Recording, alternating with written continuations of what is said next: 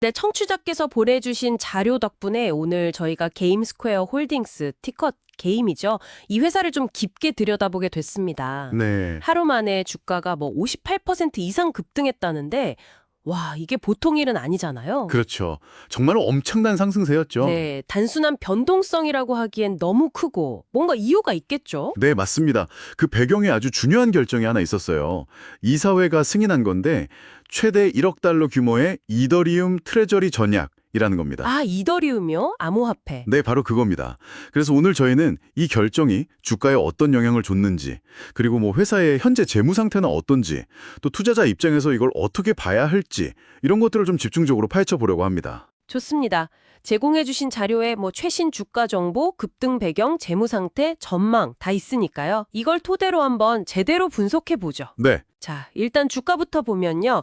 7월 9일 하루에만 58.76% 상승. 와, 그리고 일주일 동안은 71.3%나 올랐어요. 정말 대단한 수치인데 네네. 이 폭등의 직접적인 계기가 바로 그 이더리움 트레저리 전략 승인이다. 이 말씀이신 거죠? 정확합니다. 회사가 이제 우리 자산으로 이더리움을 그것도 꽤 큰 규모로 운용하겠다 이렇게 발표하니까 시장이 엄청나게 반응을 한 거죠. 특히 이제 암호화폐를 그냥 뭐 단기 투자가 아니라 본격적인 자산 운용 수단으로 삼겠다. 이 점이 좀 새롭게 받아들여진 것 같아요. 그럴 수 있겠네요. 근데 사실 이 회사가 재무적으로 좀 어렵다는 이야기도 있잖아요. 아, 네, 맞아요. 그 부분을 좀 짚어봐야 하는데 어떻게 보면 좀 절박한 상황에서 던진 승부수 뭐 이렇게 볼 수도 있을 것 같아요. 와, 승부수요. 그럼 그 전략, 구체적으로 자금은 어떻게 마련해서 진행하는 건가요? 네, 최근에 유상증자를 했어요. 주당 0.95달러에 842만 주 이상 신주를 발행해서 한 800만 달러 정도를 조달했고요. 800만 달러. 네, 일단 그 자금으로 이제 ETH 기반 트레저리를 운용하는 거죠. 파트너사가 있는데 다이알렉틱이라는 회사의 메디치 플랫폼을 통해서요. 아, 플랫폼을 이용하는군요. 네, 이걸로 연 8%에서 14% 정도 수익률을 목표로 한다 이렇게 밝혔고요. 그리고 추가로 한 126만 주 이상을 더 매수할 수 있는 옵션도 부여했고요. 연 8에서 14% 수익률 목표요.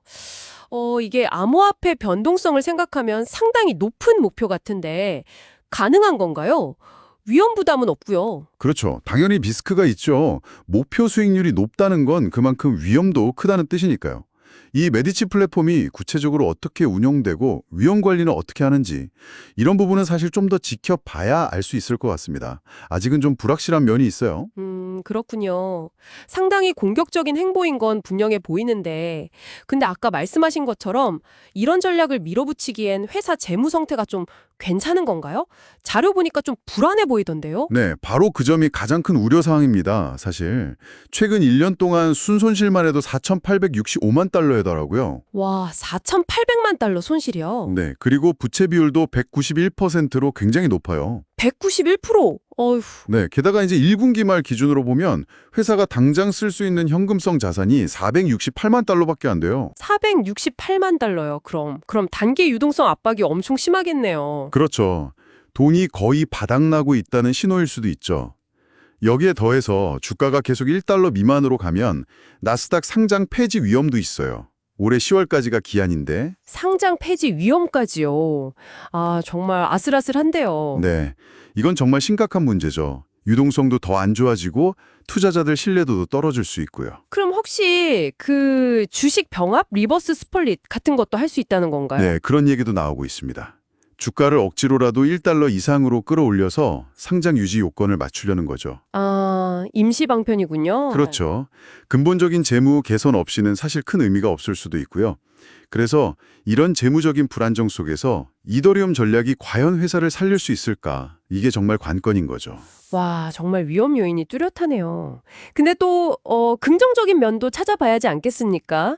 구조조정이라던가 앞으로의 전망 같은 거요. 물론 있습니다. 최근에 좀 논란이 있었던 페이즈 미디어를 매각했거든요. 이걸 통해서 연간 수백만 달러 비용을 절감하겠다. 이런 목표를 가지고 구조조정을 진행 중이고요. 아, 비용 절감 노력은 하고 있군요. 네. 그래서 2025년 상반기에는 EBITDA, 그러니까 상각전 영업이익이죠. 이게 좀 개선될 걸로 기대를 하고 있습니다. 그리고 하반기에는 뭐 사스나 이벤트 사업, 그리고 이번에 발표한 크립토 전략 이런 걸로 EBTEI 흑자 전환을 목표로 하고 있어요. 흑자 전환 목표. 네, 이런 점들 때문에 애널리스트들은 그래도 좀 긍정적으로 보는 시각도 있어요. 목표 주가를 현재보다 뭐 100% 이상 높은 3달러에서 3.67달러 수준으로 제시하면서 강력 매수 의견을 내놓는 것도 꽤 있고요. 아, 애널리스트들은 또 그렇게 보는군요. 잠재력이 있다고 보는 거네요. 그렇죠. 잠재력과 위험이 정말 극명하게 갈리는 상황인 거예요. 그러니까요. 한쪽에서는 와, 이거 혁신적인 전략이다. 턴어라운드 할 수 있다. 이런 기대감이 있고 다른 한쪽에서는 야, 이거 재무 상태 너무 안 좋은데 상장 폐지되는 거 아니야? 이런 불안감이 공존하는 거네요. 정확합니다. 그래서 이 이더리움 전략이 혁신적이긴 한데 동시에 어떻게 보면 굉장히 위험한 도박처럼 보일 수도 있는 거죠. 그렇죠. 당연히 주가 변동성도 엄청 클 거고요. 만약에 이 전략이 잘 먹히고 구조조정 효과까지 나타난다면 뭐 정말 큰 폭으로 반등할 수도 있겠지만 단기적으로는 정말 신중하게 봐야 합니다. 요즘 뭐 기업들이 대체 자산을 찾는 큰 흐름이 있긴 하지만 이 게임스퀘어의 경우는 매우 특수한 위험 요인들을 안고 있다.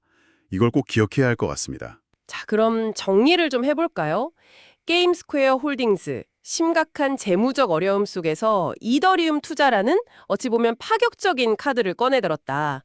시장은 일단 열광적인 반응을 보였다. 네, 하지만 그 이면에는 높은 부채 비율, 바닥을 보이는 현금, 그리고 나스닥 상장 폐지 가능성이라는 어두운 그림사가 짙게 드리워져 있다. 과연 이 승부수가 통할 것인가? 네, 참 어려운 문제죠. 이렇게 변동성이 크고 또 새로운 길을 가는 회사를 평가할 때는요. 기존의 전통적인 방식만으로는 그 가치를 제대로 알기 어려울 수 있습니다. 그렇죠. 그렇다면 앞으로 게임스퀘어의 상황을 판단할 때 이더리움 운용에서 실제로 수익이 얼마나 나는지 아니면 회사의 현금이 얼마나 빨리 소진되는지 그것도 아니면 나스닥 상장을 유지할 수 있을지 없을지 자, 이런 여러 지표들 중에서 당신이라면 어떤 걸 가장 중요하게 지켜봐야 할까요? 한번 깊이 생각해 보실 문제입니다.